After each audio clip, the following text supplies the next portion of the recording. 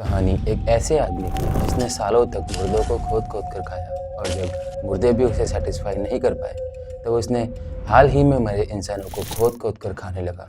जिसे जब मुर्दे भी सेटिस्फाई नहीं कर पाए तब उसने जिंदा इंसानों की तरफ अपना रुख मोड़ दिया। कहानी एक ऐसे आदमी की जिसके घर में जब पुलिस वालों ने कदम रखा, लिटरली पुलिस वालों को वो घर किसी नर्क से कम नहीं लग रहा था, क्योंकि उस घर में दर्जनों लोगों की हड्डियां बिखरी पड़ी थी। और जब उसका फ्रिज खोलकर देखा तब पुलिस वालों का दिल दहल चुका था। और जब उसका डीप फ्रीजर खोलकर देखा गया तब पुलिस वालों का दुनिया भर से भरोसा ही उठ गया, क्योंकि इसमें और कुछ नहीं बल्कि इंसानी खून को प्लास्टिक बैग्स में पैक करके रखा गया था। और जब इस आदमी को चेक किया गया तो ये आदमी लिटरली इंसान के वेश में किसी मॉन्स्टर से कम नहीं लग रहा था, क्योंकि उसने अपने शरीर पर इतने सारे टैटू बना रखे थे जिसमें उसने अपने आप को cannibal, homicide, serial killer claim कर रहा था। उसके दोनों हाथों पर सीरियल किलर लिखा हुआ था और पेट के नीचे सेटन लिखा हुआ था। सोच कर देखिए इस आदमी की क्या मेंटेलिटी रही होगी। और आज मैं आपको इसी आदमी की कहानी शुरू से लेकर एंड तक सुनाने जा रहा हूँ। इस वीडियो में आगे जाने से पहले मैं आपको बता दूँ कि ये वीडियो बहुत ज़्यादा डिस्टर्बिंग होने वाली है, तो प्लीज़ इसे अपने रिस्क पर ही देखें।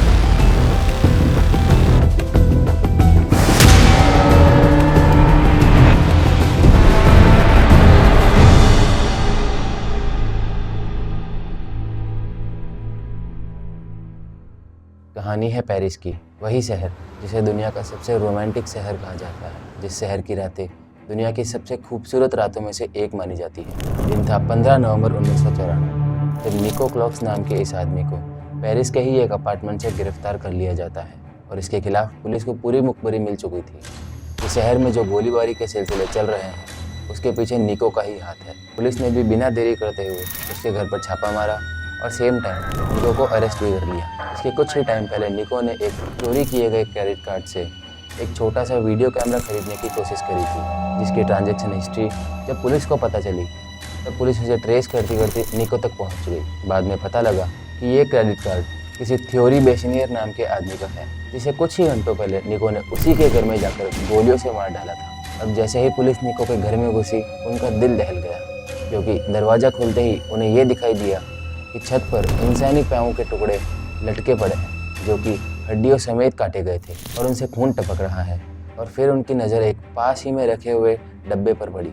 दूर से देखने पर ऐसा लग रहा था कि उसमें काजू भरकर रखे गए थे, लेकिन जब उसे खोल कर देखा गया तो उसमें काजू नहीं, इंसानी दांत को ज़बरदस्ती उखाड़ उखाड़ कर भरकर रखा गया था। उस घर से बहुत सारी वीडियो टेप्स मिलती हैं जिसमें यह बताया गया था कि आखिर इंसानी शरीर को किन किन तरीक़ों से काट कर मारा जा सकता है। मर्डर करने के तरीकों को पेंटिंग के रूप में सजाया गया था। ह्यूमन हेड्स को काट काट कर छतों पर लटकाया गया था। और जैसे ही पुलिस वालों ने निको के घर का फ्रिज खोलकर देखा, उन्हें पूरा यकीन हो गया कि उन्होंने सही जगह ही रेड मारी है। फ्रिज के निचले पार्ट में इंसानी मांस के टुकड़े रखे गए थे और जब उसका डीप फ्रीजर खोलकर देखा गया तो उसमें और कुछ नहीं बल्कि ह्यूमन ब्लड को प्लास्टिक के बैग्स में पैक करके रखा गया था ताकि उसे बाद में पिया जा सके। स्टार्टिंग में जब निको से पूछताछ हुई तब उसने साफ मना कर दिया कि मैं किसी थ्योरी बेशनियर नाम के आदमी को नहीं जानता और ये सब मेरे घर में कैसे आया ये सब मुझे नहीं पता। लेकिन जब फोर्सफुली पूछा जाता है तब निको ने अपना पहला मर्डर एक्सेप्ट कर लिया था, जो कि था थ्योरी बेशनियर नाम के आदमी का।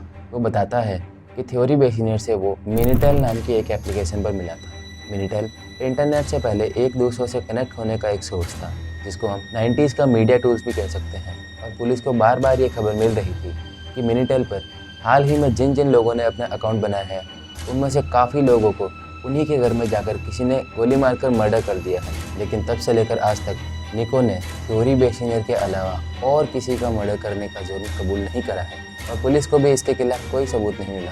तो आज मैं थ्योरी बेशनियर की ही कहानी आपको सुना पाऊँगा। 22 मार्च 1972 अफ्रीका के कैमरो में एक लड़के का जन्म हुआ जिसके माँ बाप फ्रेंच थे और अपने काम के सिलसिले में वो अफ्रीका रह रहे थे। उसके पिता एक कंप्यूटर टेक्नीशियन थे और जॉब की वजह से बार बार उनको अलग अलग कंट्रीज़ में शिफ्ट होना पड़ रहा था।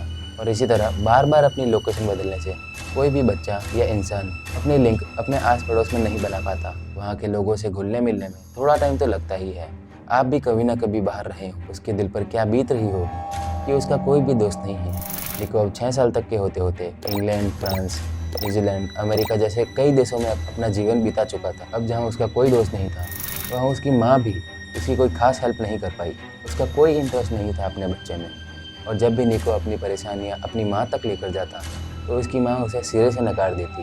और उसके पिता तो हमेशा घर से बाहर ही रहते थे, इसीलिए निको का आधा बचपन उसके दादा के साथ ही निकला था, जो कि उसी के साथ उसके वहाँ रहते थे। एक दिन निको और उसके दादा गार्डन में बैडमिंटन खेल रहे थे और अचानक से उसके दादा को स्ट्रोक आया और वहीं उनकी जान चली गई। और यहाँ निको की एज सिर्फ 10 साल थी। अब सोच कर देखिए, क्या एक 10 साल का बच्चा किसी की जान ले सकता है? नहीं। लेकिन उसके माँ बाप ने निको के दादा के मरने का ब्लेम निको पर डाल दिया था कि तुमने ही अपने दादा को मारा है। अब उसने अपने दादा की डेड बॉडी देखी। नॉर्मली एक बच्चे के लिए अपनी दादा की डेड बॉडी या किसी भी इंसान की डेड बॉडी का देखना बहुत ज़्यादा ट्रॉमेटाइज हो जाता है।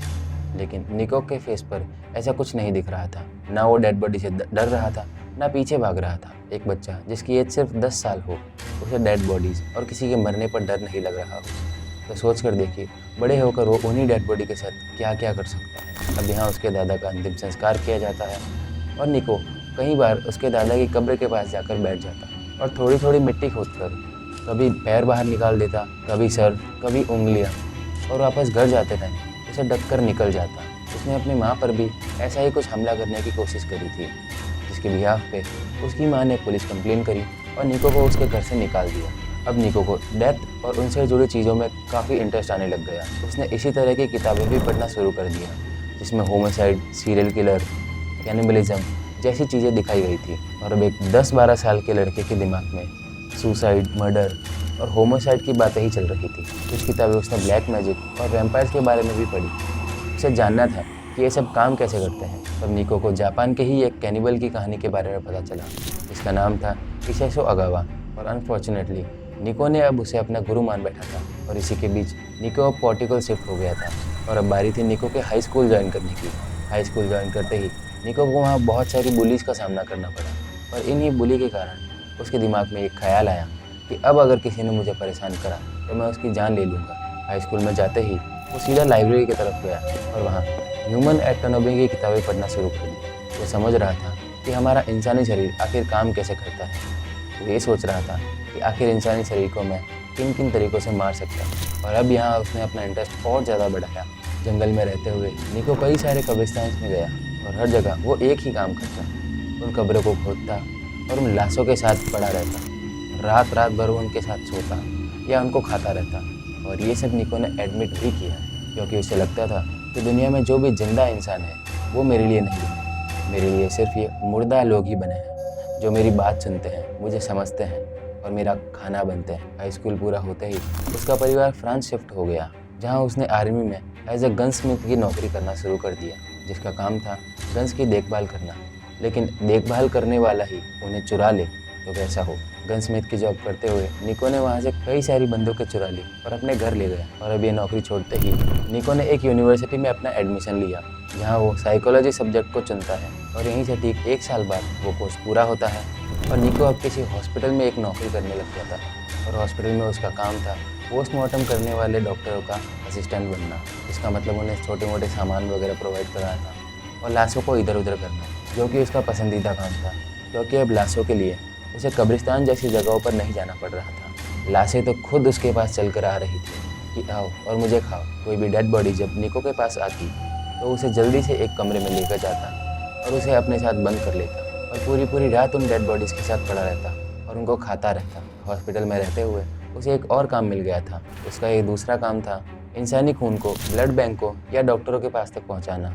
और यही काम करते करते उसने कई सारे ब्लड के पैकेट्स को चुरा लिया था और अपने घर ले गया था। और घर जाते ही उसे एक ग्लास में डालता और पीता।